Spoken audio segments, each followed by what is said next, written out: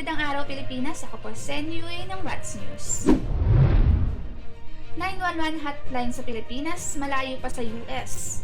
Inamin ng Department of Interior and Local Government na malayo pa umano ang 911 emergency hotline sa Pilipinas kung ikukumpara sa counterpart nito sa United States.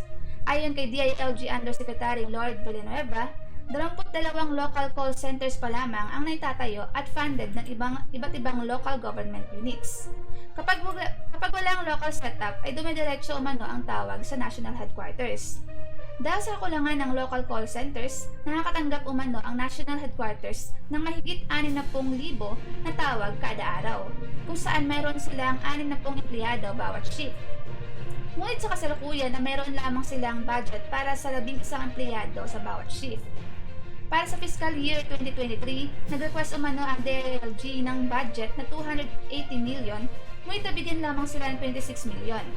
Para sa 2024, nag-request ang ahensya ng 306 million na budget, ngunit kapareho pa rin ng nakaraang taon ang naibigay sa kanila.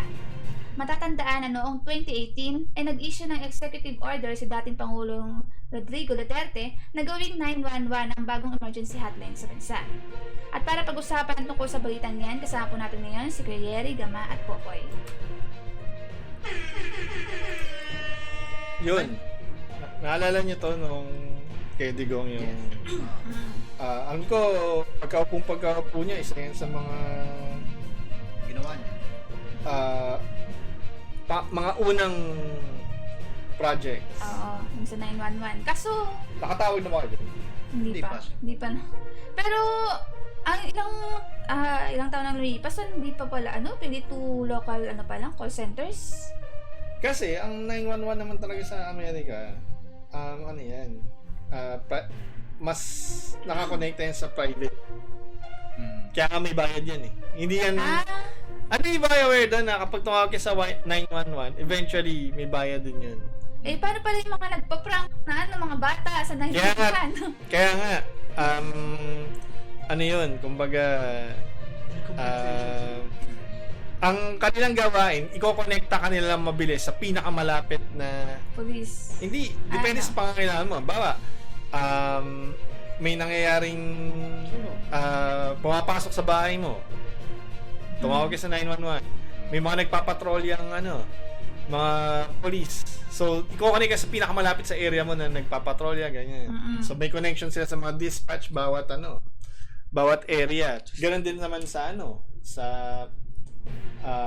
fire department, sa medical emergencies, ganyan.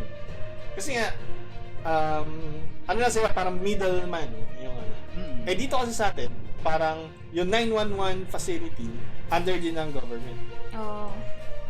So, syempre, kailangan mo ng infrastructure dyan, kailangan mo ng mga tao na i-instill dyan, ite-train eventually. Kasi hindi naman yung basta-basta call center na.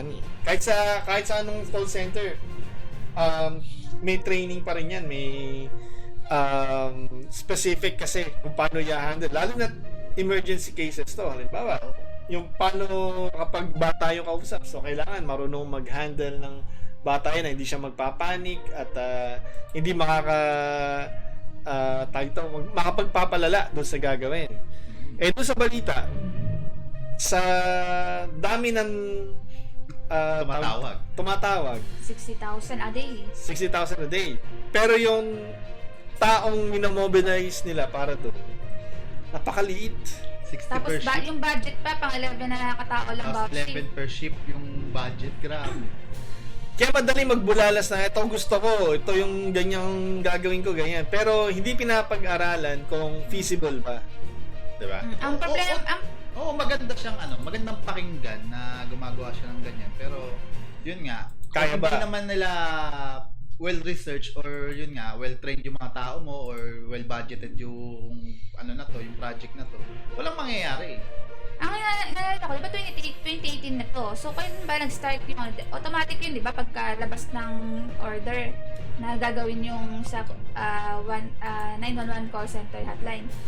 Kaso, sa 2023, yung budget nila na ayaw ibigay, nung budget ba ng 2022 at mga dati pa, malaki ba yung budget nila na nabibigay ba sa kanila dati? Hindi rin. Kasi, Kasi kapag budget, ganito ang mangyayari yan. So, di ba, merong pinag-uusapan yan sa Congress. Oo. Yung ahensya mo, magkano ibabudgetin mo yan? Ito po yung mga projects. Ito po yung per project na paggagamitan. Nung ano. Naalala nyo, may mga usapin tayo ng panahon ng pandemic, may mga ahensya hindi nakakagamit. Lalo na DOH ng buong budget nila, tapos binabalik ulit doon sa National Treasury. Saan? Kasi kapag hindi mo nagamit, babalik. Ibabalik. Kasi dapat, ang gagawin mo doon, ito yung hiningi mo, Gamitin mo lahat. gagamitin mo lahat para dyan sa project na yan. Ngayon, syempre, hanapan namin yung resibo, ganyan. Ngayon, kung hindi ka bili, di ka naka-procure, wala kang output, wala kang ginawa. So, yung buong budget na yun, babalik lang ulit dun sa National Treasury.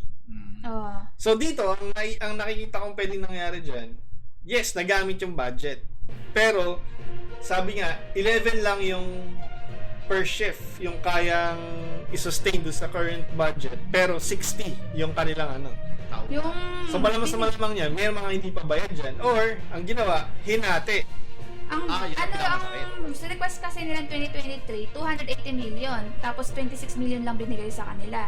Reasonable ba ang 280 million para kasi balak nila sana Kung hindi nila kasi na-justify, kasi yan nga yung importansya, bakit kailangan pinag-uusapan yung budget.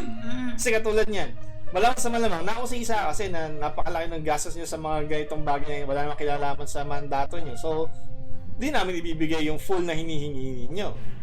Yan din yung issue with the confidential fund. Kasi, bakit nyo ayaw pausisa? Diba? So, malamang sa malamang nga yan, dapat, kung yun sa mga main projects, malaki na yung kakulangan ng budget, bakit pa kayo humihingi ng confidential funds? Na hindi naman yun yung main mandate nyo na. Oo. Tapos yun, yung Maharlika funds pa. So, ano sa tingin niyo mangyayari sa 911 na ito? Kapag ang tanong ba ay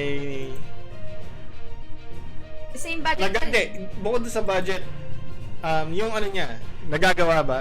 Yung dapat gawin? Effective ba? Or wala lang? Yun lang, di ko nga nakalimutan ko nga 911 Nung umpisa, talagang totally wala halos hindi sila makakonect, ganun. Nagamit ba tong 911 nung COVID times? Yun yung dapat magamit nga. Hindi ko alam kung nagamit pero parang hindi ata dinagamit nung COVID times. Pero kung sinabi na 60,000 tao kada araw, marami gumagamit. 60,000 sa isang araw, pero 100 million tayong katao. Ayun lang. Tapos ang tanong nga ba, yung 60,000 na tawag na yun kada araw, naiko-connect ba sila? Nagkakaroon ba ng resolution? Or ipinapasa lang din? Kasi kung naglagay ka ng middleman, tumawag ka na ng diretso dun sa ano mo. Ito kasi, may 22 local call centers. Yung mga hindi, walang call center sa lugar nila, diretso sa national headquarters. At yun nga yung 60,000 na dumiretso sa national headquarters. So, iba pa yung tumatawag sa 22 local call centers. Siwalay pa yung number yun. Tsaka di ba meron pang hiwalay na hotline si Duterte ng 8888 yata? Parang meron nga siyang hiwalay. Kailangan siguro i-check kung itong agency na ba ito na humahawak o itong 911 project ba ito ay mapapakinabangan o hindi.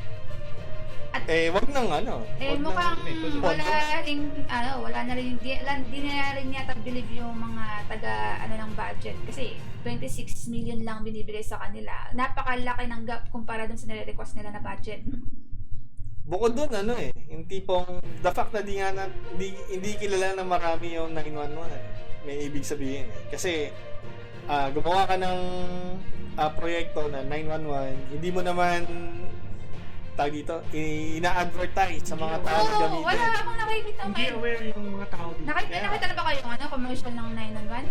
Hindi mo kailangan na commercial. Halimbawa, meron ka nakita mga paskil na tumawag sa 911. O kaya, meron ka ba mga kwento na, uy, tumawag kami sa 911. Hindi rin. Hindi aware. Ang nakikita nila mga numbers ng police, numbers na ganun pa rin Hindi pa kahit LGU, hindi yan inaan Oo.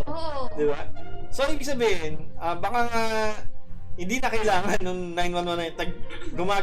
Gumagastos lang ang pamahalaan dyan. Hindi naman napapakinabangan ng mga proyekto. So, isa yan sa mga nonsensical kung sakali.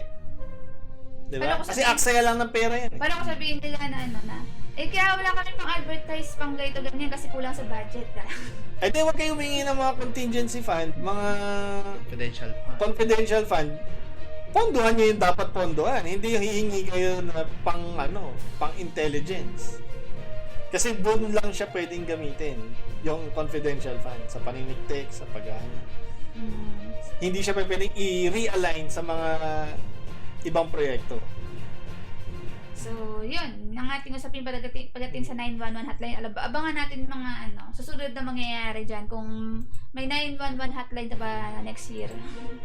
May 911. Baka mamaya, aksaya lang yan ng pera eh. So, para po sa iyo pang updates sa balita, manood lang po kayo ng What's News sa FPS Media NCA. Upload po na sa YouTube po at saka sa Facebook. Abangan niyo po yan. At yan po ang balita ngayong araw.